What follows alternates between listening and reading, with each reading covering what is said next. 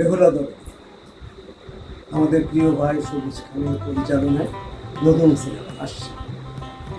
নামের মধ্যে একটা মাটির গন্ধ, মাটির স্বর আছে। বেহুলা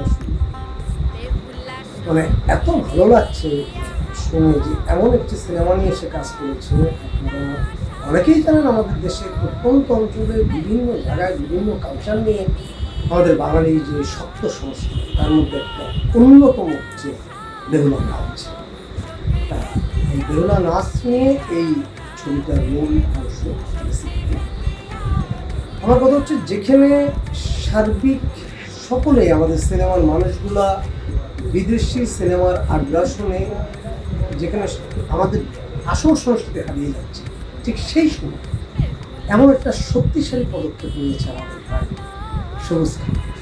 আমি তাকে কি বলবো, আমার হৃদয় থেকে শুনছি, আমাদের যে হারিয়ে যাওয়া সংস্কৃতি সেটাকে সে খুব শক্তিশালীভাবে আমাদের সামনে করেছে। এবং আমি কিছু অংশ আমি আসলে আমার সুযোগ হয়েছিল একবার তার পোস্টের কাজ দেখা। আমার বিশ্বাস সিনেমাটা অনেক অনেক সুন্দর হবে এবং আমাদের বেসিক আসল যে সংস্কৃতি সেটা সে তুলে ধরতে পেরেছে। আমার সকলের কাছে অনুরোধ,